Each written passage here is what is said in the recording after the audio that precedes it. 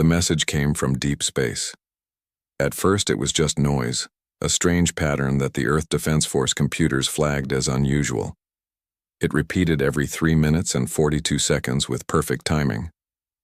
Captain Thomas Reed stood on the bridge of the EDF Relentless, a massive warship that served as the pride of humanity's defensive fleet. The main view screen showed the signal pattern, a series of pulses that seemed almost musical in their arrangement. "How long has it been broadcasting?" Reed asked, his voice deep and steady. Lisa Baker, the ship's communications officer, checked her screens. "Our deep space relay picked it up 4 days ago, sir. The science team believes it's been transmitting for at least 2 weeks before that." Reed nodded, his eyes never leaving the display. He was a tall man with broad shoulders and a face marked by both strength and kindness. 20 years of military service had left him with a few gray hairs at his temples. But his eyes remained sharp and alert. "And we're sure it's not natural? Not a pulsar or some other space phenomenon?" he asked. "No chance, sir," replied Marcus Brown, the intelligence officer. Brown was younger than Reed, with quick movements and quicker thinking. "The pattern is too complex, too deliberate. This is a message, not random space noise." Reed crossed his arms. "Have we decoded it yet?" Baker shook her head. "The linguistics team has been working around the clock, they say." She stopped as her console lit up with a new message. "Sir, I'm receiving an update from Dr. Wilson at Linguistics. They've broken the code." The bridge fell silent. 6 months ago, humanity had made first contact with the Galactic Coalition, a loose alliance of over 200 intelligent species spread across the stars. Since then, Earth had been granted probationary membership status, but most alien civilizations still viewed humans with suspicion or outright fear. "Put it on screen," Reed ordered. The view screen changed to show a text translation alongside the original signal pattern. "Emergency distress call, Varian homeworld under attack. Hostile forces in orbit. Civilian casualties mounting. Please send immediate. Assistance coordinates follow below." The message was a series of stellar coordinates that the ship's computer had already begun to process. "The Varians," Brown said, pulling up information on his tablet. "A peaceful species known for their advances in medicine and the arts. Their planet is located on the far edge of Coalition space, a 17-day journey for most Coalition ships." "And how far for us?" Reed asked. 4 days at maximum FTL, sir," answered the ship's navigator. The door to the bridge slid open with a soft hiss. Admiral James Wilson walked in, his uniform crisp despite the late hour. Everyone straightened as he entered. "At ease," the Admiral said. He was older than Reed by 15 years, with a weathered face that had seen too many hard decisions. "I assume you've all seen the message?" Reed nodded. "Yes, sir." "Have we contacted the Coalition Council about this?" The Admiral's expression darkened. "We have. They've acknowledged receipt of the Varian distress call and are deliberating on an appropriate response." Deliberating? Baker couldn't hide her shock. "People are dying." "The Coalition moves slowly, Officer Baker," Admiral Wilson explained. "They operate by consensus, and many member species are reluctant to commit military resources to help a minor civilization, like the Varians." Reed's jaw tightened. "Who's attacking them?" "A species called the Dreth," Brown answered, reading from his tablet. "They're not Coalition members. Resource hunters who strip planets of valuable minerals and leave devastation behind. They've avoided Coalition worlds until now." "So they picked an easy target," Reed said. "A peaceful world far from help." The Admiral nodded grimly. "By the time the Coalition makes a decision, there may be no Varians left to save." The bridge fell silent again. Everyone understood what that meant. Earth had been in the galactic community for only a short time, and humans were still learning the complex politics that governed interstellar relations. "What are our orders, sir?" Reed finally asked. Admiral Wilson looked each bridge officer in the eye before speaking. "Earth Command has made a decision. We will respond to the Varian distress call, with or without Coalition approval." A mix of surprise and determination swept through the bridge crew. "The Relentless will lead a rescue fleet.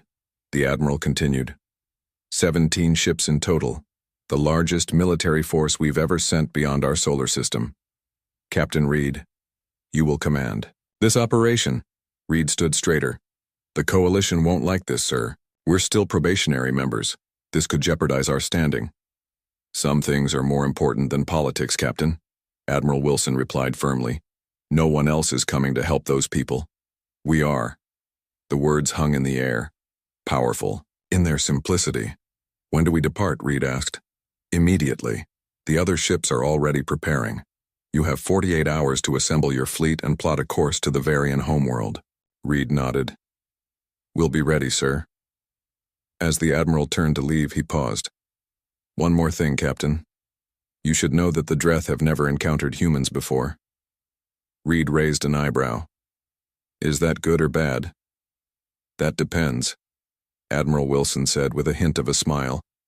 The Coalition considers us unpredictable and potentially dangerous because we come from Earth. Earth, classified as a Class 5 Deathworld by Coalition standards. A planet with gravity, atmospheric conditions, and wildlife that would kill most sentient species in the galaxy. These harsh conditions had made humans naturally stronger, faster, and more durable than nearly all known species. The Dreth don't know what they're about to face, the Admiral added. Let's show them what happens when you threaten those who can't defend themselves. After the Admiral left, Reed turned to his crew. Sound General Quarters. I want all department heads in the briefing room in 30 minutes. We have a rescue mission to plan.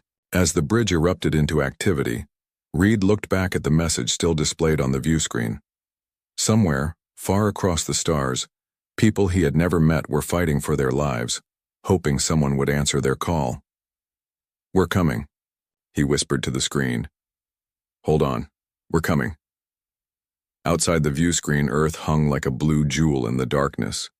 A harsh world that had forged a strong species, strong enough to help others. The rescue fleet would assemble, and the Dreth would learn what it meant to face humans in battle.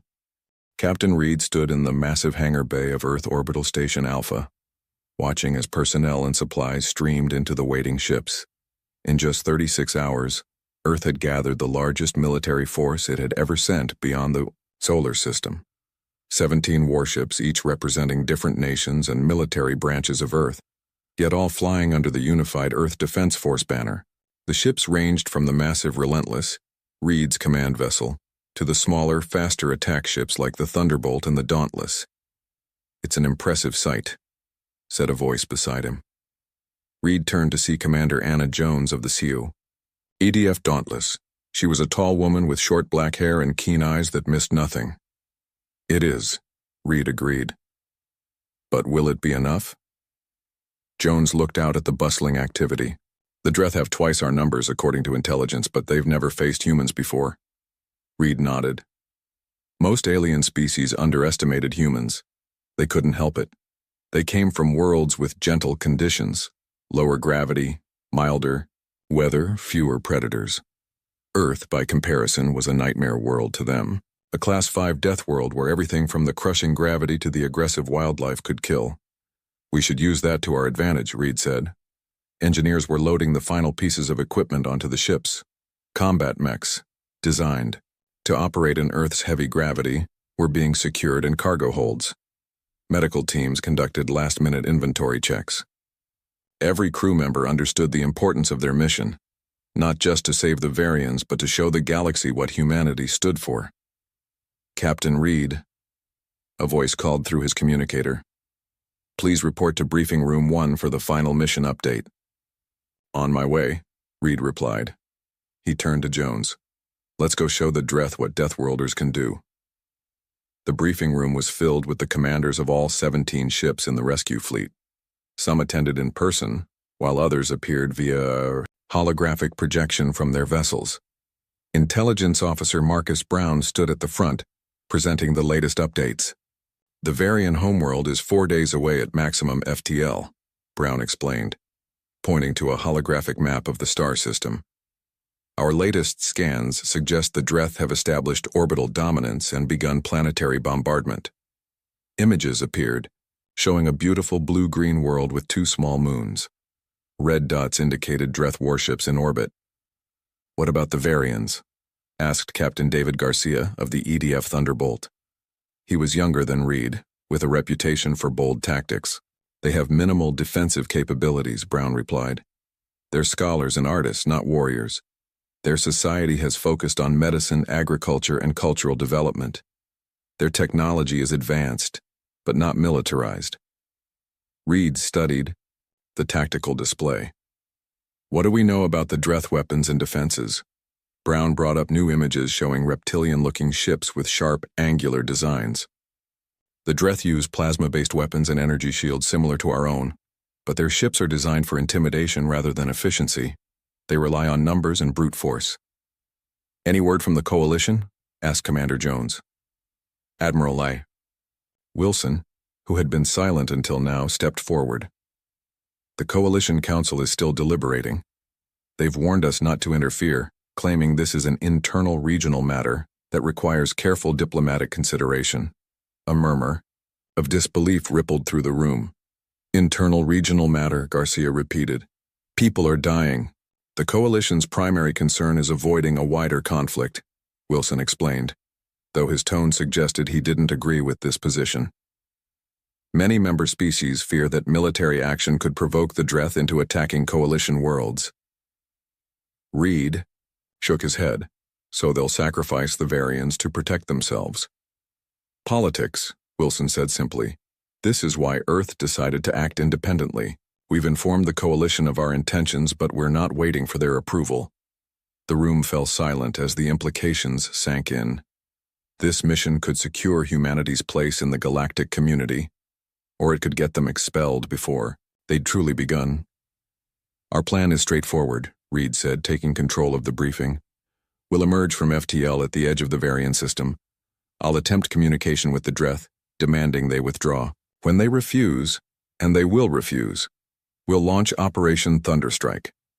The tactical display changed to show a battle plan. Fighter squadrons would deploy from carrier ships, while specialized assault vessels moved into position. "The key is to disable their bombardment platforms first," Reed continued. "Once we've stopped the immediate threat to the surface, we'll establish a defensive perimeter and begin evacuation of critical Varian personnel." "What if the Dreth call for reinforcements?" asked one of the commanders. "They probably will," Reed acknowledged. "That's why speed is essential. We hit hard, we hit fast, and we protect the Varians. If additional Dreth forces arrive, we adapt and overcome." The plan wasn't complicated, but it was bold. Human tactics often confused alien military commanders, who were used to more cautious, predictable approaches. As the briefing concluded, Admiral Wilson addressed the group one final time. "You all understand what's at stake here. This isn't just about saving the Varians, it's about showing the galaxy what humanity stands for. We heard a cry for help, and we're answering it. That means something." The commanders nodded in solemn agreement. "One last thing," Wilson added. "The Coalition has requested that we share all tactical data from the engagement. They're particularly interested in human combat capabilities in actual battle conditions." Reed raised an eyebrow. "They want to study us?" "Of course they do," Wilson replied with a slight smile. "We're the unknown factor in their careful galactic balance. Earth has been a closed system until now. They've had theories about what humans might be capable of, but no real data. And now they'll get to see it firsthand," Jones said. "Indeed." Wilson's expression turned serious again. "Remember that everything you do out there will shape how the galaxy views Earth for generations to come." As the meeting broke up, Reed returned to the hangar bay for one final inspection of his ship. The Relentless was the largest vessel in the Earth fleet, carrying not just weapons but significant medical and evacuation facilities. The ship's doctor, Emma Wright, approached him with a tablet in hand. "Captain, we've prepared for every medical contingency we could think of, but we have no data on Varian physiology." Reed nodded. "Do your best, Doctor. The Varians are known for their medical knowledge. Perhaps they can help us help them once we arrive." "I hope so," Wright replied. "The reports of orbital bombardment suggest we'll be dealing with mass casualties." Then we'd better get there as quickly as possible, Reed said. He tapped his communicator. All personnel, board your vessels. Launch sequence begins in 30 minutes. Across the massive hangar, final preparations accelerated. Crew members said hasty goodbyes to colleagues staying behind. Engineers ran last system checks. Security teams secured sensitive equipment. From the bridge of the Relentless, Reed watched as his fleet formed up around Earth Orbital Station Alpha. 17 ships, not a large force by coalition standards, but crewed by humans who had evolved on a world that had tested them at every turn. As the fleet prepared to jump to FTL, Reed sent one final message to Earth Command. This is Captain Reed. The rescue fleet is assembled and departing. Whatever happens next, let the record show that when we heard a cry for help, we answered. With that, the ships vanished into the swirling light of FTL travel, racing toward a distant world and a battle that would change the course of human history in the stars. The human fleet dropped out of FTL at the edge of the Varian system. The sudden shift from faster-than-light travel back to normal space sent a brief wave of discomfort through the crews. Humans handled the transition better than most species in the galaxy, another benefit of evolving on a Deathworld. On the bridge of the Relentless, Captain Reed blinked away the momentary dizziness and focused on the main view screen. Tactical display now, he ordered. The screen lit up with a map of the Varian system. It showed a beautiful blue-green planet orbiting a yellow star, with 2 small moons. But the beauty was marred by red dots surrounding the planet. Dreth? Warships. I count 32 enemy vessels, reported Officer Brown. They've formed a blockade around the planet. Reed's expression hardened. Are they still bombarding the surface? Brown checked his readings. Yes, sir. Energy signatures indicate they're targeting major population centers. Communications Officer Baker turned from her station. Captain, we're picking up transmissions from the surface. Faint distress calls in multiple languages, including the Coalition Standard. Can you isolate any of them? Reed asked. Baker worked. Her controls. There's one stronger than the others. It's coming from what appears to be a government complex in the northern continent. Put it through. The sound that filled the bridge was filled with static, but the fear in the voice was clear. This is First Scholar Talon of the Varian Conclave. Our planetary shields have failed. Major cities are under bombardment. Millions of civilians in danger. Is anyone receiving this? Please, we need help. Reed straightened his uniform. Open a channel to the Dreth fleet, he ordered. Baker nodded. Channel open, sir. Reed stood tall. This is Captain Thomas Reed of the Earth Defense Force. You are attacking a peaceful civilization without provocation. Cease your bombardment immediately and withdraw from this system, or we will be forced to take action. The bridge crew waited in tense silence. Finally, the view screen flickered to show a reptilian face with gleaming black eyes and scales that shifted from green to blue. The Dreth commander's translator processed his hissing speech. Unknown vessels. This world is claimed by the Dreth Dominion. Interfere and be destroyed. Your small fleet is no match for our forces. Reed allowed himself a small smile. I think you'll find that numbers aren't everything. This is your final warning. The Dreth commander made a sound that might have been laughter. We have scanned your vessels. Your weapons are primitive. Your shields are weak. You are nothing. You haven't scanned what's inside our ships, Reed replied, or what we're capable of. He cut the transmission and turned to his bridge crew. Begin Operation Thunderstrike. All ships, launch fighters, and prepare boarding parties. Across the human fleet, bay doors opened and smaller craft poured out. Fighter squadrons formed up, while specialized assault vessels moved into position. The Dreth responded by dispatching their own fighters and positioning their larger warships to intercept. They're taking the bait, Reed observed. They're focusing on our carriers. The plan was working. The Dreth, seeing the smaller human fleet, assumed they could overwhelm it with superior numbers. What they didn't understand was that humans had evolved for this kind of fight. They were used to being the underdogs. All fighters, engage at will, Reed commanded. Primary targets are the bombardment platforms. Assault teams, prepare for boarding actions on marked vessels. What followed stunned the Dreth. Human fighters moved with impossible speed and precision, their pilots unfazed by G-forces that would have incapacitated most species. The human pilots pulled maneuvers that seemed to defy physics, using the Varian world's gravity to slingshot around and attack from unexpected angles.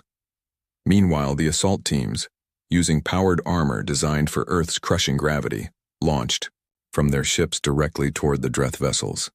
They breached the hulls and battled through the corridors with strength and endurance that terrified the enemy.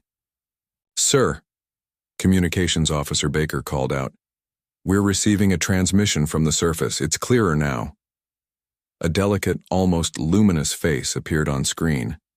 The Varian had pale blue skin that seemed to glow slightly from within, large, eyes that blinked multiple times, and no visible hair. Despite the alien appearance, the expression of hope was unmistakable. "Earth vessels.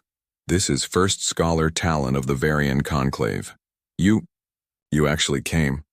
The Coalition said no one would come." "We received your distress call," Reed replied simply. "We couldn't ignore it." Tears glistened in the Varian's large eyes. "Half our cities are in ruins, but many of us have retreated to underground shelters. If you can disable the Dreth bombardment platforms—" "Consider it done," Reed promised. "Hold on a little longer." The battle intensified. On the tactical display, Reed could see that 3 Dreth bombardment platforms had already been disabled by human fighters. 2 more were being boarded by assault teams. "The Dreth flagship is changing position," Brown reported. "They're moving to protect their remaining bombardment platforms." Reed nodded. "They're learning. Direct the Thunderbolt and Dauntless to flank the flagship. We'll take the Relentless straight in." The 3 largest human ships changed formation, targeting the massive Dreth command vessel. The enemy responded, with a barrage of plasma fire that lit up space. "Shields holding at 82%, reported the Relentless's defensive officer. "They hit hard, but their aim isn't precise." Reed wasn't surprised. The Dreth were used to overwhelming weaker opponents. They hadn't needed to develop accuracy when they could simply saturate an area with fire. "Return fire," Reed ordered. "Target their weapon systems." The Relentless's main cannons fired, sending bright beams of energy that sliced through the Dreth flagship's outer defenses.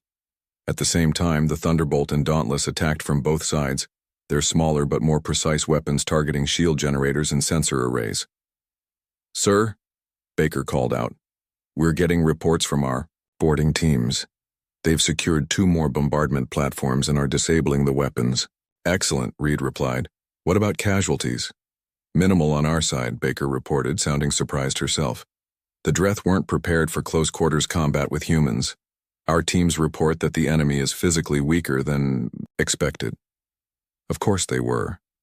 Most species in the galaxy evolved on worlds with lower gravity and fewer environmental challenges than Earth. The Dreth might look fearsome with their scales and claws, but they lacked the raw physical strength and endurance that humans took for granted. "The Dreth fleet is adjusting their formation," Brown announced. "They're pulling back from direct engagement and trying to maintain distance." "They're learning that we're more dangerous up close," Reed observed. "Push the advantage. Have all assault teams continue boarding actions. Fighters, keep targeting those bombardment platforms." For the next hour, the battle raged across the Varian orbit. Despite being outnumbered, the human fleet systematically targeted and disabled the Dreth bombardment platforms. 3 Earth ships had been severely damaged, but the crews refused to retreat. On the bridge of the Relentless, Reed watched as a new problem emerged. "Captain," Brown's voice was tense. "Long-range sensors are detecting new signatures at the edge of the system. More ships are coming." Reed studied the tactical display. Their plan had been working, but if these were Dreth reinforcements, the tide could turn against them. "How many?" he asked. 20 vessels, sir," Brown replied. "And they're... Wait." He looked up from his console, eyes wide. "Captain, these aren't Dreth ships. The configuration is different." "Can you identify them?" Reed demanded. Brown worked his controls, then looked up in disbelief. "Sir, they're Coalition vessels." The entire bridge crew froze. Had the Coalition come to stop them? Or to help them? "Open a channel," Reed ordered, his voice calm despite the uncertainty. As Baker worked to establish communication, Reed watched the tactical display. The human fleet had done what seemed impossible. They had fought the Dreth to a standstill and stopped the bombardment of the Varian world. But what would happen now? The answer would change everything. "Coalition vessels approaching," Officer Brown announced. "They'll be within communication range in 2 minutes." Captain Reed stood on the bridge of the Relentless, his mind racing. The arrival of coalition ships could mean many things, none of which he had planned for. Had they come to stop the human fleet? To help the Varians? Or to protect the Dreth? "Maintain battle positions," Reed ordered. "Continue disabling the bombardment platforms." Baker worked at her communications console. "Captain, we're receiving a transmission from the lead coalition vessel." "Put it on screen," Reed said, straightening his uniform. The view screen flickered to life, showing the face of a blue-skinned alien with 4 eyes arranged in a diamond pattern. Reed recognized the species as Valari, one of the older members of the Coalition. "This is Admiral Nelm of the Coalition Defense Force," the alien stated. "It appears we are late to the party, as you humans say." Reed couldn't hide his surprise. "The Coalition decided to intervene?" Admiral Nelm's expression was unreadable, at least to human eyes. "Not exactly. When word spread of Earth's unsanctioned rescue mission, several member species, including my own, chose to follow your example. The Council is displeased, but public opinion has shifted dramatically in your favor." Reed allowed himself a small smile. "We're just doing what needed to be done." "Indeed." Nelm nodded. "The Varians have been sending distress calls for days. Many felt the Council's inaction was shameful." "The Dreth still have active warships," Reed said, refocusing on the battle. "And they've called for reinforcements." "We are aware," Nelm replied. "My fleet will assist in neutralizing the remaining threat. We bring medical ships as well to help the Varians." The tactical display updated to show the Coalition ships moving into an attack formation. Their vessels were sleeker than Earth ships, with more advanced technology. They quickly engaged the Dreth forces, their weapons tearing through the enemy defenses with precision. "Sir," Brown called out, "the Dreth fleet is breaking formation.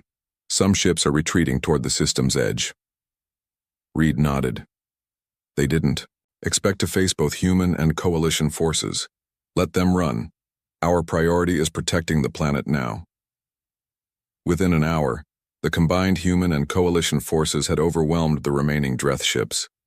Those that weren't destroyed fled the system, abandoning their invasion. As the fighting subsided, Reed ordered immediate humanitarian aid to the surface.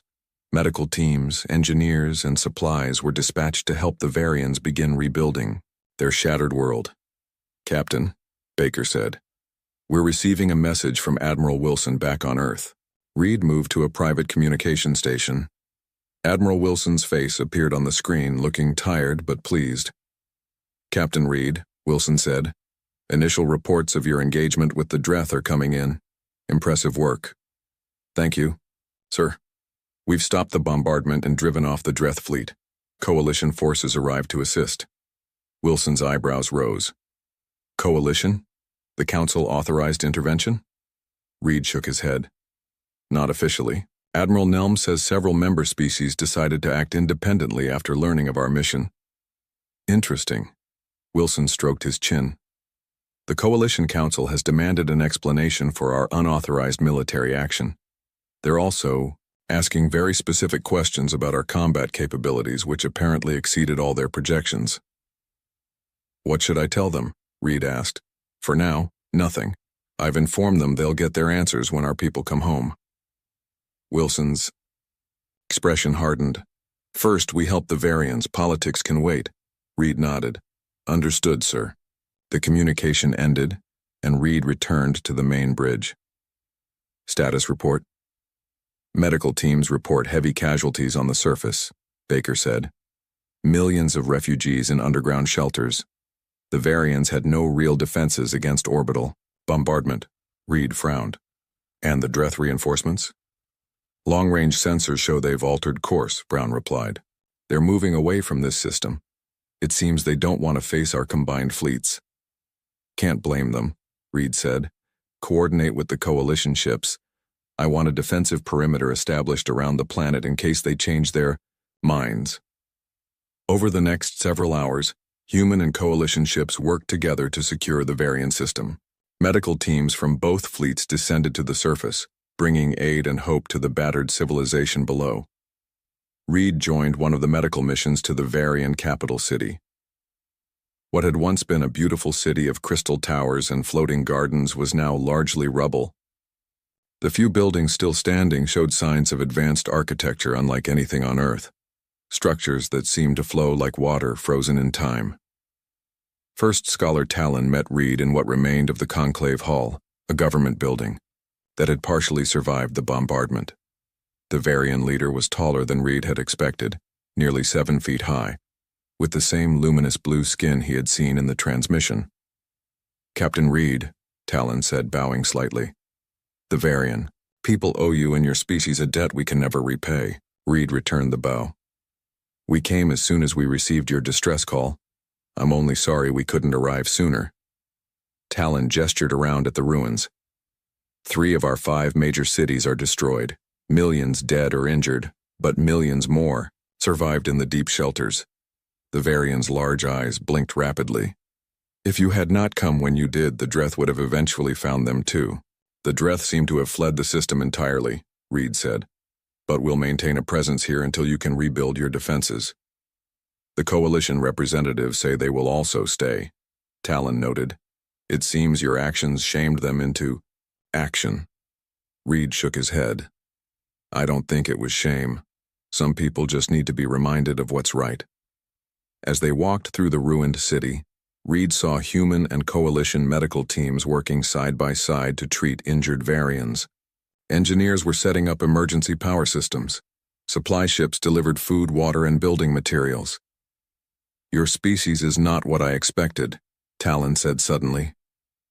Reed looked at the Varian. "What do you mean?" "The Coalition has described humans as dangerous, unpredictable. They say you come from a world so harsh that it makes you naturally violent." Talon's eyes studied Reed carefully. "Yet here you are, risking your lives for strangers." "Earth did shape us," Reed admitted, "but not just to be strong or tough. It taught us that survival often depends on helping each other. That's what communities do. They look out for one another." "The Dreth didn't expect that," Talon observed. "They thought your small fleet would be easy to defeat. They didn't understand what they were facing." Reed smiled slightly. "Deathworlders are full of surprises." Human medic approached them, saluting Reed quickly. "Captain, we've established field hospitals in all major population centers. Coalition medical ships have arrived with advanced healing technology. The worst is over." "Thank you, Doctor," Reed replied. "Keep me updated on the situation." As the medic left, Reed's communicator beeped. "Captain, this is the Relentless. Admiral Nelm requests a meeting aboard his vessel to discuss the ongoing security situation." "Tell him I'll be there shortly," Reed replied. He turned back to Talon. "Duty calls, but we're not going anywhere. Earth made a promise to help, and we keep our promises." Talon placed a hand on Reed's shoulder, a gesture that seemed universal across species. "When the Coalition ignored us," Earth answered, "the Varian people will never forget that." As Reed prepared to return to his ship, he looked back at the ruined city where humans, Varians, and Coalition species now worked together. Something important had changed today, not just for the Varians, but for humanity's place in the galaxy. The true test, however, was still to come. 1 month after the Battle of Varian, Captain Reed stood in the Grand Assembly Hall of the Coalition Council on the neutral world of Harmonium. The circular chamber was massive, with seats for representatives from over 200 species. Today, every seat was filled, and all eyes were on the small human delegation. Reed wore his formal Earth Defense Force uniform, as did Admiral Wilson and the other humans present. They stood straight and calm, despite being at the center of the most significant diplomatic event since Earth joined the galactic community. The council speaker, a towering avian being with iridescent feathers, addressed the assembly. We have convened to address the matter of Earth's unilateral military intervention in the Varian system. While successful, this action bypassed established coalition protocols and raises concerning questions about humanity's respect for galactic governance. Reed had been expecting this. For all the lives they had saved, the political consequences of acting without permission were unavoidable. Admiral Wilson spoke first, his voice steady. The Earth Defense Force received a distress call from a civilization under attack. We responded as any decent society would, by rendering aid to those in need. While your motives may have been admirable, the council speaker continued, there are procedures in place for such situations. The coalition must carefully weigh the implications of military action. With respect, Wilson replied. While the coalition was weighing implications, the Varians were dying. A murmur spread through the assembly. Some representatives nodded in agreement. Others looked offended. The speaker gestured for Reed to approach the central platform. Captain Reed, as the commander of the Earth fleet that engaged the Dreth, we would hear your account of events. Reed stepped forward, feeling the weight of hundreds of alien eyes upon him. When we received the Varian distress call, every moment mattered. The coalition's deliberation process would have taken weeks. The Varians didn't have weeks. And yet, the speaker noted, your small fleet engaged a force twice its size without hesitation. The combat capabilities your species demonstrated have caused unease among some council members. Reed understood what remained unsaid. Humans had proved more formidable than the coalition had expected. Some saw this as a reason to welcome Earth's contribution. Others saw it as a potential threat. We come from a world that challenged us at every step of our evolution, Reed explained. Earth forged us to be survivors, but it also taught us compassion. We used our strength not to conquer but to protect those who couldn't protect themselves. First Scholar Talon of the Varians rose to speak. The blue-skinned leader had traveled to Harmonium specifically for this hearing. The humans arrived when all hope was lost. They fought not for territory or resources, but for our right to exist. My people will forever be bonded to Earth in gratitude. Several coalition representatives shifted uncomfortably. The rescue of the Varians had placed them in an awkward position. Their inaction contrasted sharply with Earth's decisive response. Surprisingly, Admiral Nelm spoke next. The blue-skinned, four-eyed Valari stood tall. When I learned of Earth's mission, I made a choice to follow their example, against the Council's wishes. I do not regret this decision. My people once feared what humans might become if allowed into the galactic community. Now I fear what we might become without their influence. Perhaps we have grown too comfortable with caution, too willing to sacrifice the few for political convenience. The chamber erupted in a mix of approving and disapproving voices. The speaker called for order. The council has reviewed all testimony and evidence, the speaker announced when quiet returned. We have deliberated on the appropriate response to Earth's actions. Reed braced himself. At worst, Earth could be expelled from the coalition before they had truly begun their membership. At best, they would receive a formal reprimand. Earth's intervention, while unauthorized, saved millions of lives, the speaker stated. However, the bypassing of coalition protocols cannot be ignored. Therefore, the Council issues a formal reprimand to Earth for violation of procedure. Reed and Wilson exchanged glances. A reprimand was the minimum penalty they had expected. However, the speaker continued, the Council also extends its commendation for the rescue of the Varian civilization.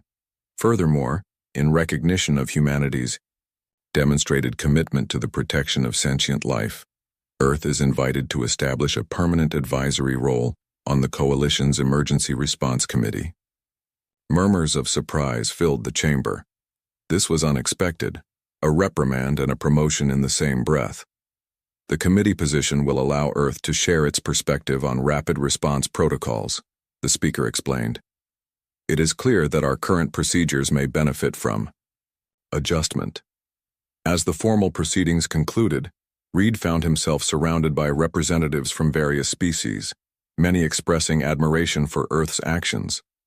Others merely seemed curious about these strange beings from a Deathworld. Admiral Nelm approached Reed privately. You know, the admiral said, there's an old saying among my people, judge allies not by their words in council, but by their actions in crisis. Reed nodded. We have a similar saying. A friend in need is a friend indeed. Nelm's expression softened. The galaxy has noticed what Earth did for a species with nothing to offer in return. Word has spread.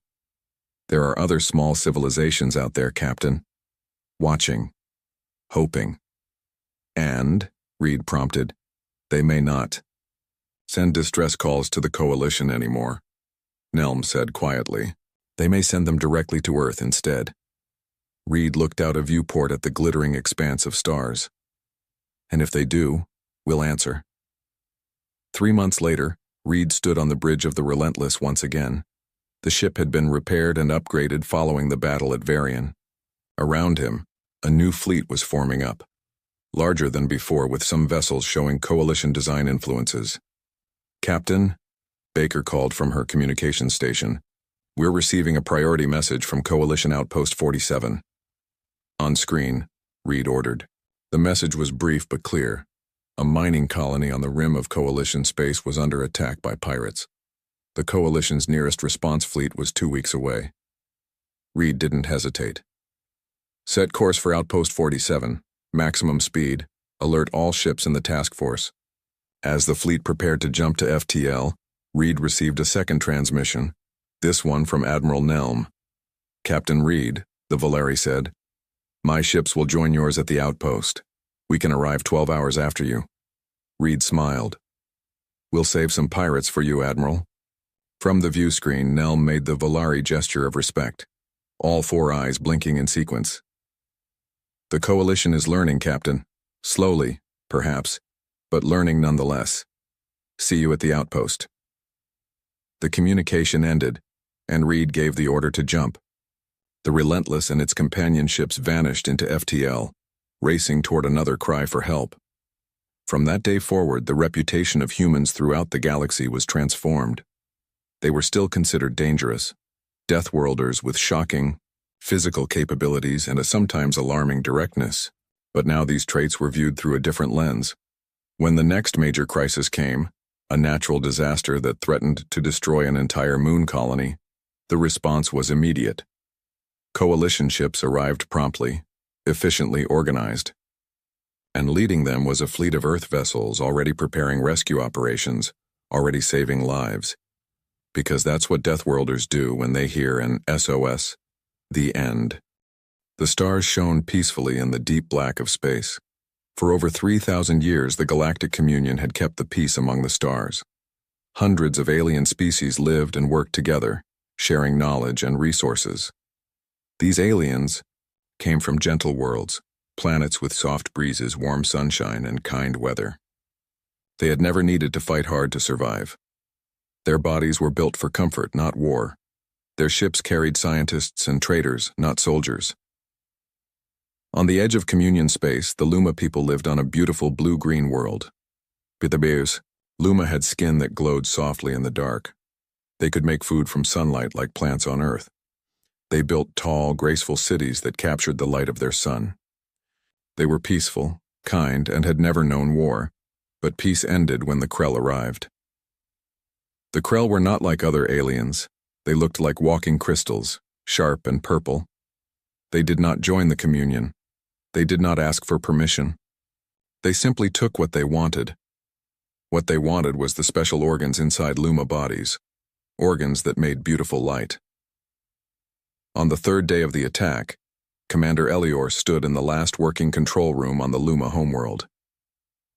Through the large windows, she could see her city burning. Krell ships shaped like jagged towers hung in the sky. Smaller ships flew down to the surface, carrying Krell soldiers who rounded up her people. "Commander," said her assistant Taller, "the last defense line has fallen. The Krell will reach this building by morning." Elior's light spots darkened with sadness. "How many of our people have they taken?" "Thousands," Taller whispered. "Maybe tens of thousands." Elior moved to the main control panel. Around her, the few remaining Luma workers watched with tired eyes. They had been sending messages to the Galactic Communion for days begging for help, but the Communion had no army. They had only sent back sad messages, promising to discuss the problem at their next meeting. By then there would be no Luma left to save. "The Communion cannot help us," Eleor said. Her voice was steady, though her light spots flickered with fear. "But there might be others who can." Taller moved closer. "What do you mean, Commander?" Eleor's fingers moved quickly over the control panel. "When I was a young student, I found old records. Secret records. They spoke of worlds the Communion has marked as forbidden." The main screen changed to show a map of the galaxy. Eleor zoomed in on a section marked with red warning symbols. "Deathworlds," she said. The other Luma in the room gasped. Everyone had heard stories about Deathworlds, planets so terrible, so dangerous that the creatures living there became monsters just to survive. "The worst of them all is this one." Eleor pointed to a small yellow star. "The creatures there live under crushing gravity. They breathe poison. Their world is so dangerous that they became the top killers on their planet. You want to ask them for help?" Taller could not hide his shock. "The Communion forbids any contact with Deathworlders." Outside, another building exploded as a Krell ship fired on it. The floor shook under their feet. "The Communion rules will not matter if we are all dead," Eleor said. "At least the Deathworlders might have the strength to fight the Krell, or they might come and kill us themselves." Another worker said. Eleor stood straight. "We are already dying. I choose to hope." She began typing a message into the system. "I am sending a direct call for help. I will tell them exactly what is happening here."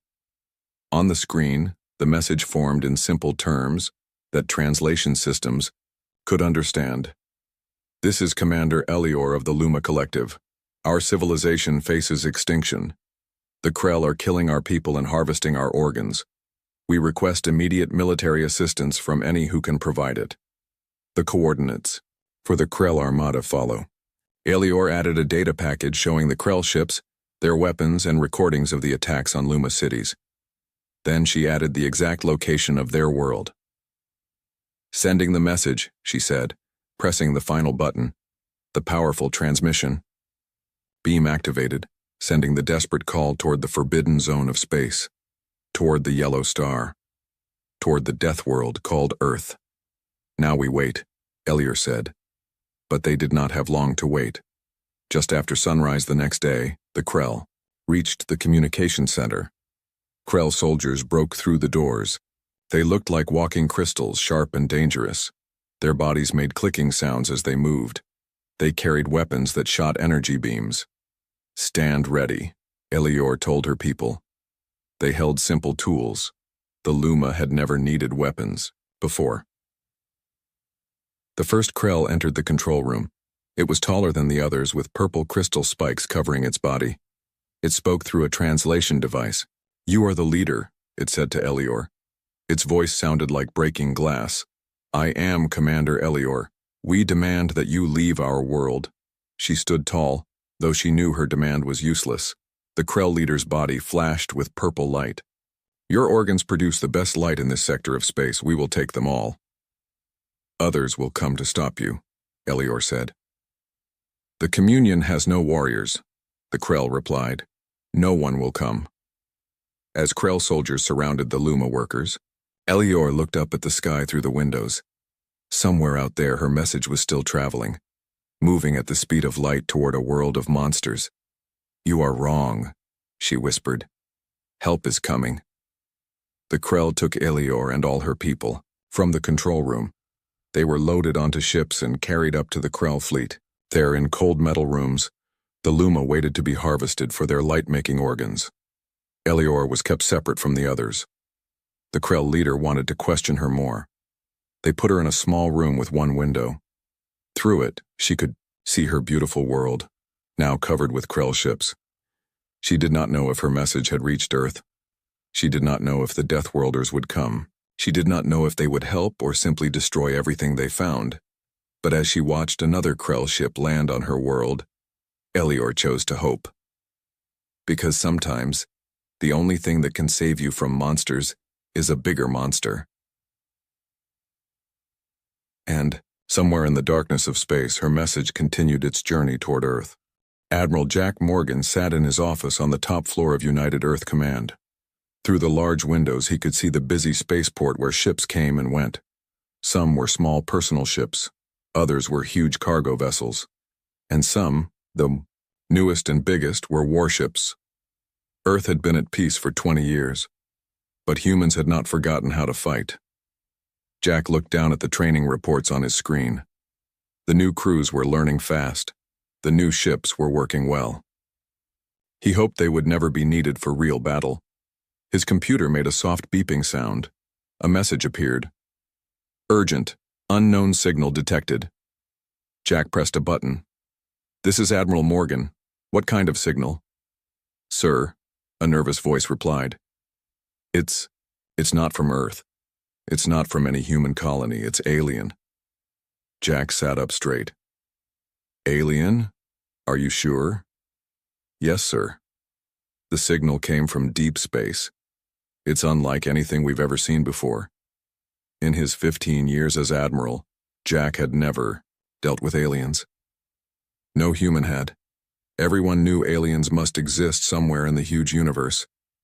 But no one had ever made contact, until now.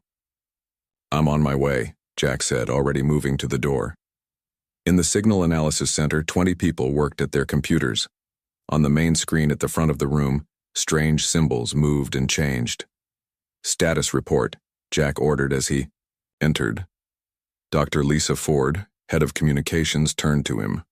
Her dark eyes were wide with excitement. Admiral, the signal arrived 40 minutes ago. It's definitely artificial, made by intelligent beings. We're working to decode it now. Any idea where it came from? Jack asked. Lisa pointed to a star map on another screen. About 120 light-years away, from this star system here. Jack studied the map. Do we know anything about that system? It has 7 planets. The third one might be able to support life, based on our long-range scans. And the signal? What does it say? Lisa shook her head. We're still working on that. The language is completely unknown. But there's a lot of data, images, recordings of some kind. How long until we can understand? Hours, maybe. Our computers are good at finding patterns. Jack nodded. I want updates every 30 minutes, and call the Defense Council. They need to know about this. 6 hours later, Jack stood before the 12 members of the United Earth Defense Council. These men and women represented all the regions of Earth. They made the big decisions about Earth security. The alien message has been decoded, Jack told them. It's a distress call. Counselor Reed, an older man with gray hair, leaned forward. A distress call? From aliens we've never met? Yes, Jack said. Their name is difficult to pronounce, but they call themselves the Luma. They're being attacked by another alien species, called the Krell. Jack pressed a button. The large screen on the wall showed images from the alien message. Strange cities with tall, glowing buildings. Beautiful blue-skinned beings with light glowing under their skin. And then destruction. Crystal-like ships firing weapons, buildings falling. The blue beings being loaded onto enemy ships. The Luma say the Krell are harvesting them for organs that produce light, Jack explained. Their entire civilization is being wiped out. They're asking for military help from anyone who can provide it. The council room was silent. Then Counselor Reed spoke again. And why would we risk human lives for aliens we've never met? Because they asked, Jack replied simply. And because whoever these Krell are, they're the type who harvest sentient beings. Today it's the Luma. Tomorrow? He let the question hang in the air. Counselor Chen, a woman with a stern face, spoke next. Do we have the capability to help them? They're 120 light-years away. Our new deep space fleet is ready, Jack said. The faster-than-light drives have been tested. We could reach their system in about 3 weeks. And the Krell? What do we know about their weapons, their technology? The Luma included data about the Krell ships and weapons. Our analysts are studying it now. But there's something else you should know. Jack showed more images on the screen. Diagrams of the Luma bodies. data about their home planet. The Luma evolved on a world very different from Earth, he explained. Lower gravity, about 0.6 of Earth's, thinner atmosphere, milder climate, no large predators. This shaped their biology and their society. "What are you saying, Admiral?" asked Counselor Reed. "I'm saying that to them, we might be the scary aliens." Their message was sent to all nearby stars, including those the Luma considered dangerous. They were desperate enough to ask anyone for help, even species they might normally avoid. Dr. Tom Wells, the top xenobiologist, had been quietly sitting in the corner of the room. Now he stood up and joined Jack.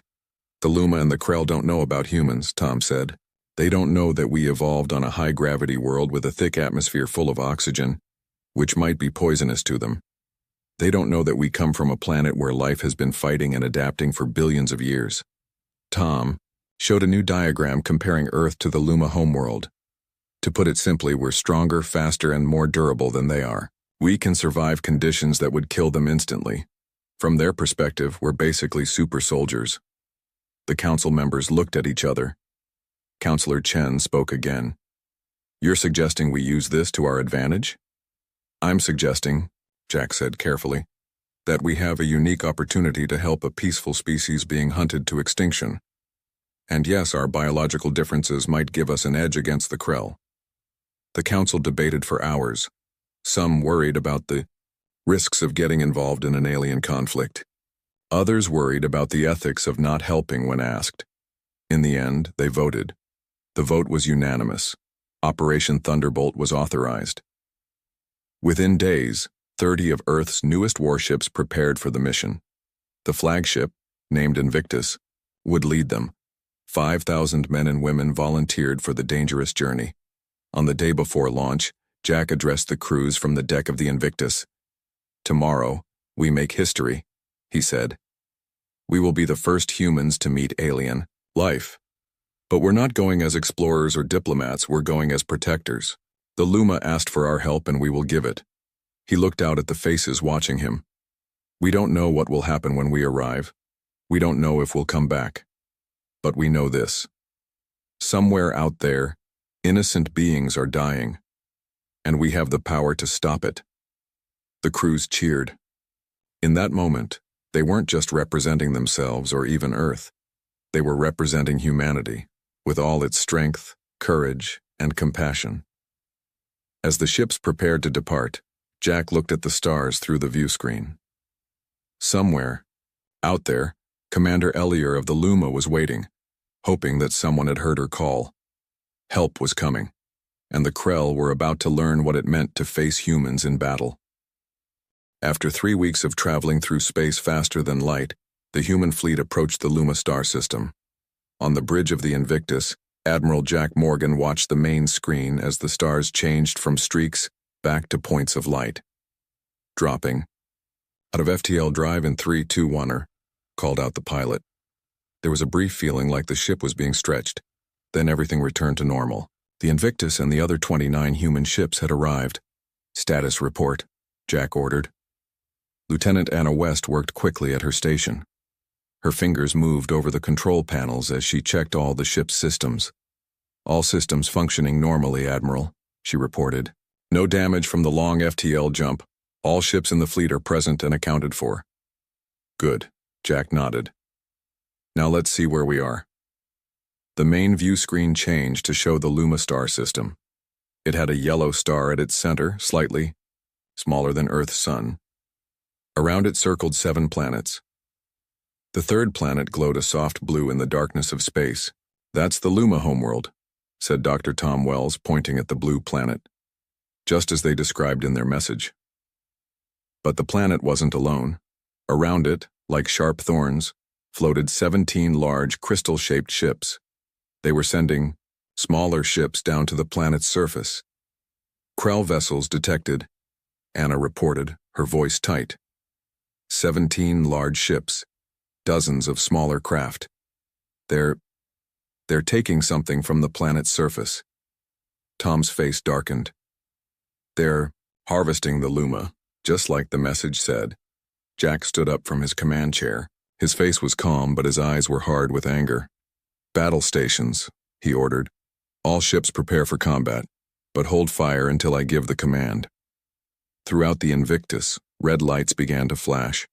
Crew members who had been relaxing or sleeping rushed to their posts. Weapon systems came online, shields powered up. Jack turned to his communications officer. Open a channel to the Krell flagship. Channel open, sir. Jack straightened his uniform and faced the screen. This is Admiral Jack Morgan of the United Earth Defense Force. I am addressing the commander of the Krell fleet. For a moment, there was no response. Then the screen changed. What appeared was not anything the humans had expected. The Krell commander looked like a collection of purple crystal shards, constantly shifting and rearranging themselves. It had no face, no eyes that the humans could recognize. When it spoke, the sound was like glass breaking. The ship's computer translated, "Unknown vessel. This sector is claimed for Krell expansion. Depart immediately or be destroyed." Jack's expression didn't change. "We are here in response to a distress call from the Luma people. You are engaged in what we classify as genocide. You will cease operations immediately and withdraw from this system." The Krell commander's crystal body pulsed with purple light. "Your species is unknown to us. Your demands are irrelevant. We do not recognize your authority." "That's unfortunate," Jack replied, "because we're not asking. Humanity has decided to answer the Luma distress call. You have 10 minutes to begin withdrawal." The Krell commander's form vibrated. The computer translated this as laughter. "Your ships are outnumbered. Your weapons are unknown to us. Your threats are meaningless." The screen went dark as the Krell cut the connection. Anna turned to Jack. "Admiral, they're powering up weapons." Jack nodded. He had expected this. "All ships, defensive formation Delta, prepare to engage." He looked at his weapons officer. "Target their harvesting vessels first. We need to stop them from taking more Luma." "Yes, sir," the weapons officer replied. Targeting systems locked on. The human fleet spread out, each ship moving into its assigned position. The Krell ships began to turn, pointing their weapons toward the newcomers. "Admiral," Tom said quietly, "we should try to capture one of their ships intact if possible. We might be able to find out where they've taken the harvested Luma." Jack nodded. "Good thinking. We'll try." On the screen, the Krell fired first. Beams of energy shot toward the human ships. "Shields holding," Anna reported, as the Invictus shook slightly. "Their weapons are powerful but not as strong as we feared." "Return fire," Jack ordered. "Show them what Earth weapons can do." The human ships fired. Unlike the Krell's energy beams, the human weapons fired specially designed projectiles at incredible speeds. These bullets were made to penetrate the crystal hulls of the Krell ships. The effect was immediate. 3 Krell harvesting ships broke apart as the human weapons hit them. The crystal-like material of their hulls wasn't designed to withstand this kind of attack. "Direct hits on targets 1, 3, and 7, the weapons officer reported. "Targets destroyed." The Krell ships regrouped quickly. They formed a tight formation, combining their shields to create a stronger defense. "They're adaptable," Jack noted. "Good. This won't be too easy." The Krell commander reopened communications. "Your weapons are effective. We did not expect this. We offer terms. We will depart with our current harvest. No further Luma will be taken." Jack's face hardened. "Unacceptable. Release all captured Luma. Withdraw all forces. Face trial for your actions." "Impossible demands," the Krell replied. "We cannot." Jack cut the transmission. "They're stalling. All ships execute attack pattern Delta." The human fleet moved again, this time splitting into 3 groups. Each group targeted different sections of the Krell fleet. The human ships moved faster than the Krell expected, changing direction quickly and firing with precise aim. Deep inside, the main Krell ship, the Luma prisoners felt the vessel shake. In her small cell, Commander Elior looked out her window and saw something amazing. Strange ships firing on the Krell fleet. Ships unlike any she had seen before. Her message had reached someone. Help had come. "Who are they?" asked a Krell guard, not realizing it was speaking aloud. Elior's light spots glowed with hope. "They are the ones I called. the ones from the Forbidden Zone. The guard's crystal body vibrated with what might have been fear. Impossible. No one from those systems could reach this far. Another explosion rocked the ship. The guard rushed away, leaving Elior alone. She pressed her hand against the window, watching as the unknown ships moved with incredible speed and precision. They were smaller than the Krell ships, but fighting with surprising power. "Thank you," she whispered. "Whoever you are, thank you." On the Invictus, Jack watched as the battle unfolded. The Krell were fighting hard, but they were losing. Their ships were breaking apart one by one. "Sir?" Anna called out. "We're detecting life signs from the Krell flagship. Thousands of them, but they're not Krell. They must be the captured Luma." Jack nodded. "Target the flagship's engines, but be careful. We need to disable it without destroying it." The Invictus fired again, hitting the engines of the Krell flagship with perfect accuracy. The huge crystal ship stopped moving. "All harvesting ships have been destroyed," the weapons officer reported. 5 Krell warships remaining. They're retreating." "Let them go," Jack ordered. "We need to focus on rescuing the captured Luma."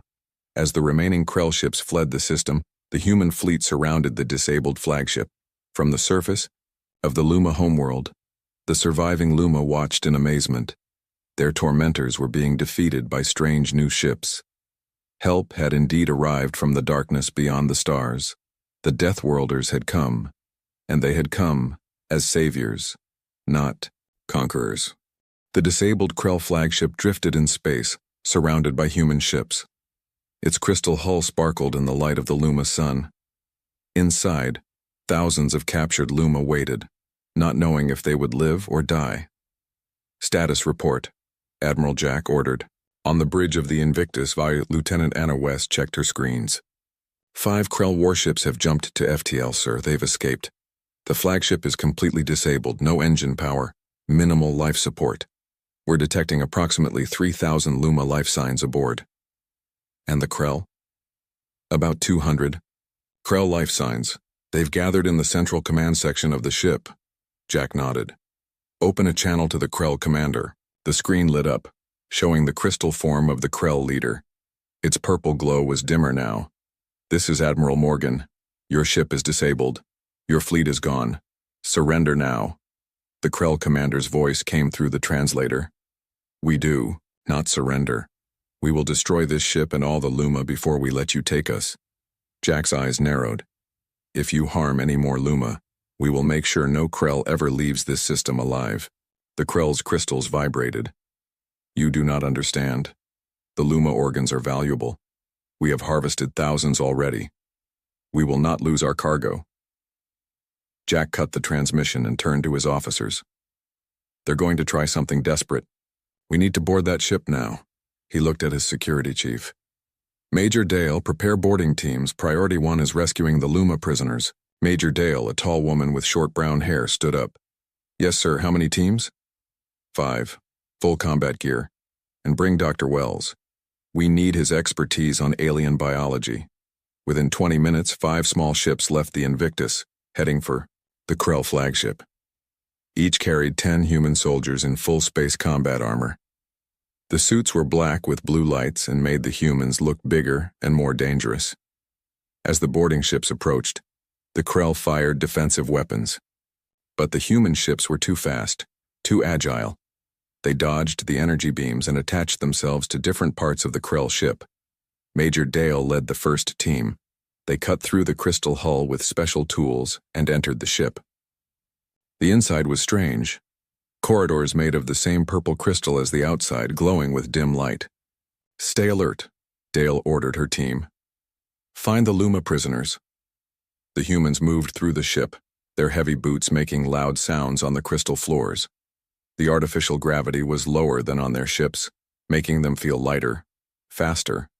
The first Krell soldiers they met were not ready for what humans could do. The Krell fired energy weapons, but the human armor absorbed the hits. The humans fired back with weapons designed to break crystal. The Krell soldiers shattered. "These corridors lead to holding cells," Dr. Wells said, looking at a portable scanner. "The Luma should be there." They moved deeper into the ship. More Krell appeared, but the result was the same. The humans were stronger, faster, and their weapons were more effective. The Krell had never fought anything like humans before. In her small cell, Commander Elior heard the sounds of fighting getting closer. The guard outside her door was nervous, its crystal body vibrating rapidly. Suddenly, the door exploded inward. The guard turned to fire, but it was too late. A tall figure in black armor stood in the doorway. The figure fired once, and the guard broke into pieces. Elior pressed herself against the wall, afraid. The armored figure was huge, like nothing she had ever seen before. Then the figure removed its helmet. Inside was a face, not so different from a Luma, but with pink-brown skin and hair on top of the head. The face had 2 eyes, a nose, and a mouth. It was a female of her species. "Commander Elior?" the stranger asked. Her voice was deeper than a Luma's. Elior's light spots brightened in surprise. "Yes. How do you know my name?" "We received your distress call. I'm Major Dale of the United Earth Defense Force. We're here to rescue you and your people." Elior could hardly believe what she was hearing. "Earth? You came from Earth? But that's a Deathworld." "Yes, we know." Major Dale smiled. "Come with me. We're getting all of you out of here." Throughout the ship, similar scenes played out. Human soldiers broke into holding cells and freed the captured Luma. The Luma were weak and scared, but their light spots glowed with hope when they saw their rescuers. Some of the Luma were injured. Dr. Wells and his medical team worked quickly to help them. The Luma were amazed at how strong the humans were. A human could easily carry 2 or 3 Luma at once. "Admiral," Major Dale reported through her communicator, "we've secured most of the prisoners, but the Krell are gathering in the central chamber. They're doing something with the ship's power core." "They're going to try to self-destruct," Jack replied. "Stop them." Major Dale led a team toward the central chamber. They fought through more Krell guards. The fighting was harder now. The Krell were learning, adapting to human tactics. Finally, they reached the central chamber. It was a large room filled with crystal structures. In the center was a glowing power core. Around it stood 20 Krell, including their commander. "Stop," Major Dale ordered. "Move away from the power core." The Krell commander turned. "You are too late. This ship will explode in minutes. You will die along with all the Luma." "We don't have to die," Dale said. "You can still surrender."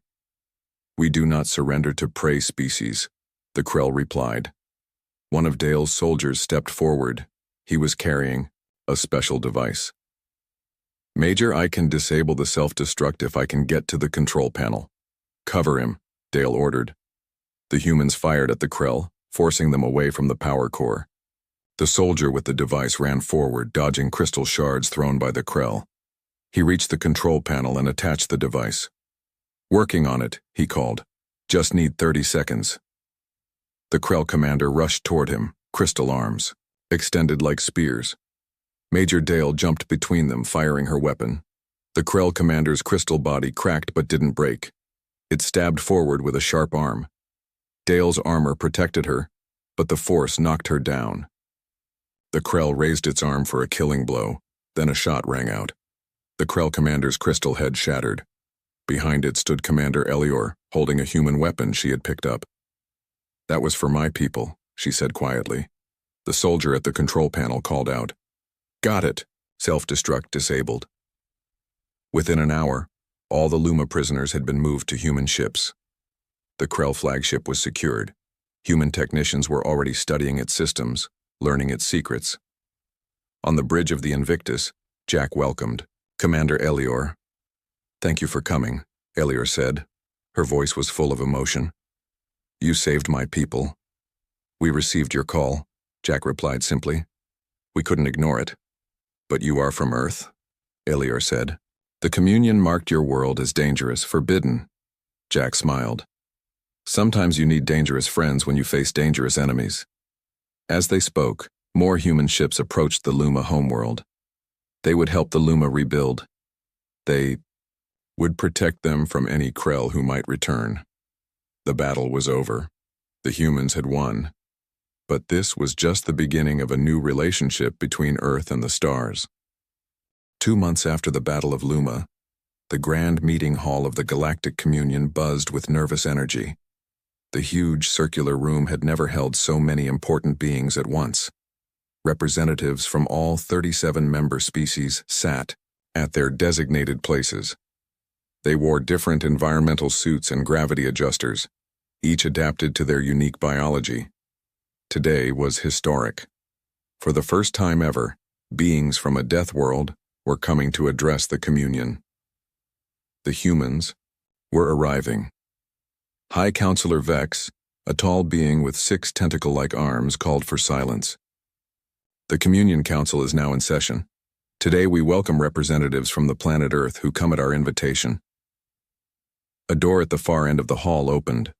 4 humans entered, walking confidently across the floor. Other aliens whispered and pointed. Many had never seen a Deathworlder before. Admiral Jack Morgan led the human group. Unlike the aliens around him, he needed no special suit or breathing equipment. The standard air and gravity of the Communion Station were easy for a human to handle. With him walked Commander Elior, now fully recovered from her ordeal on the Krell ship. Jack wore his formal United Earth uniform, dark blue with gold trim. He stood straight and tall before the council. To the aliens watching, he looked powerful, dangerous, and yet his face showed only calm friendliness. High Counselor, members of the Galactic Communion, I thank you for this invitation, Jack began. I am Admiral Jack Morgan of Earth, representing the United Earth government and all humans. The High Counselor's voice was transmitted through translation devices to everyone present. Admiral Morgan, your presence here breaks many long-standing rules of the Communion. For millennia, we have classified your world as restricted, a death world, too dangerous to contact. And yet, Jack replied, when Commander Elior sent her distress call, she sent it to us as well as to you. Elior stepped forward, her light spots glowing gently. I did. When the Krell attacked and the Communion could not help quickly enough, I remembered the old records about Deathworlds. I took a chance that beings evolved in harsh conditions might have the strength to fight.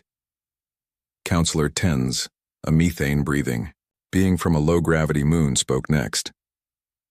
The human intervention at Luma was unauthorized and dangerous. You violated restricted space boundaries. We responded to a distress call, Jack replied simply, as any decent civilization would. Your fleet destroyed the Krell ships with disturbing efficiency, noted another counselor, a being with translucent skin and 4 eyes. We protected the innocent from those who would harm them, Jack said. That's what humans do. The council members looked at each other uncertainly. They weren't used to such direct talk. The Communion worked by careful rules and slow decisions. Humans were something new, quick to act, strong in their beliefs. Commander. Elior moved to stand beside Jack.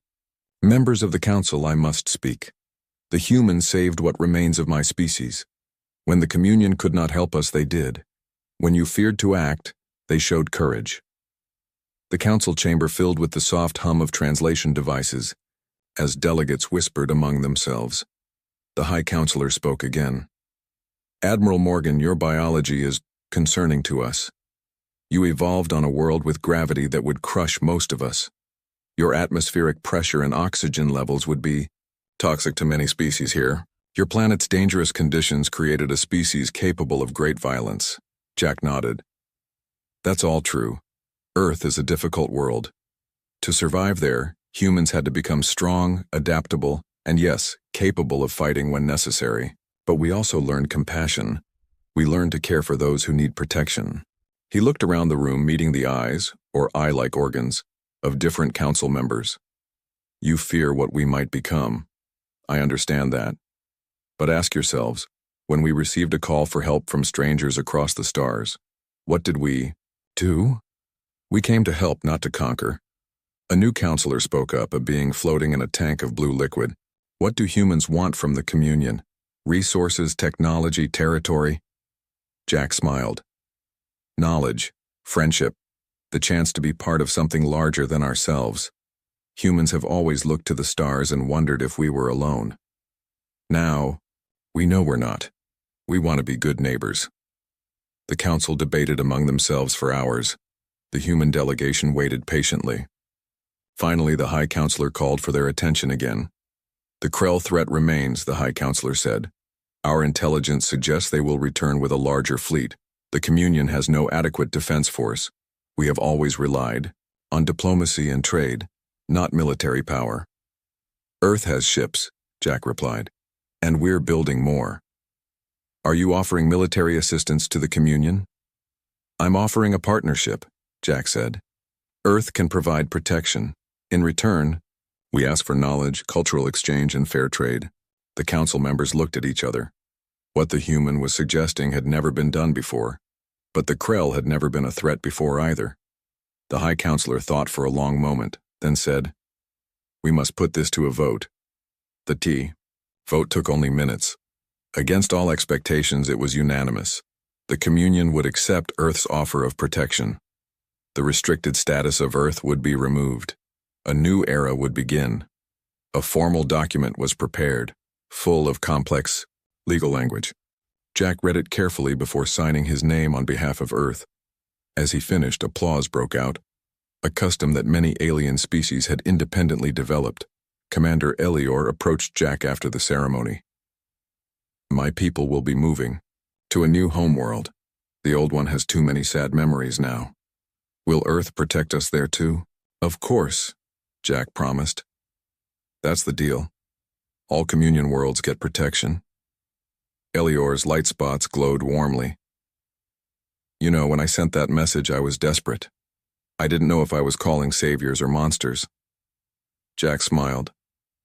Maybe we're a bit of both. Humans can be fierce when we need to be, but we try to be fierce in defense of what's right. 6 months later, the Krell returned, just as predicted. Their fleet was 3 times larger than before, with new weapons and stronger shields. They came back to the Luma system, expecting to find a weakened prey. Instead, they found a combined fleet. Human warships flew alongside ships from 6 other Communion species who had begun training with Earth's military experts. The Luma themselves had started building their own defense ships, based on human designs but adapted for their own use. The battle lasted less than a day. Throughout the Communion, the news spread quickly. The Krell had been defeated again. The Deathworlders had kept their promise. In schools and homes on thousands of planets, children of many species learned a new phrase. Thank the stars for the Deathworlders. On Earth, humans celebrated their new place in the galaxy. They were no longer alone in the universe. They had found not just alien life, but a purpose, to protect those who could not protect themselves. In the command center of the new defense station orbiting the Luma's new homeworld, Admiral Jack stood at the window, looking out at the stars. Commander Elior joined him, now wearing the uniform of the Combined Defense Force. The Communion was wrong about humans, she said. They thought your strength made you dangerous. We are dangerous, Jack replied. But danger depends on which side of it you're standing on. Elior's light spots pulsed with what humans had learned was laughter. I'm glad you're on our side. As they watched, a ship from Earth arrived, bringing new human specialists to train Luma defense forces. Another ship departed, carrying alien scholars to Earth to learn about human culture. A new chapter had begun for both species. The Deathworlders had found their place among the stars, not as conquerors, but as protectors, teachers, and friends. The end.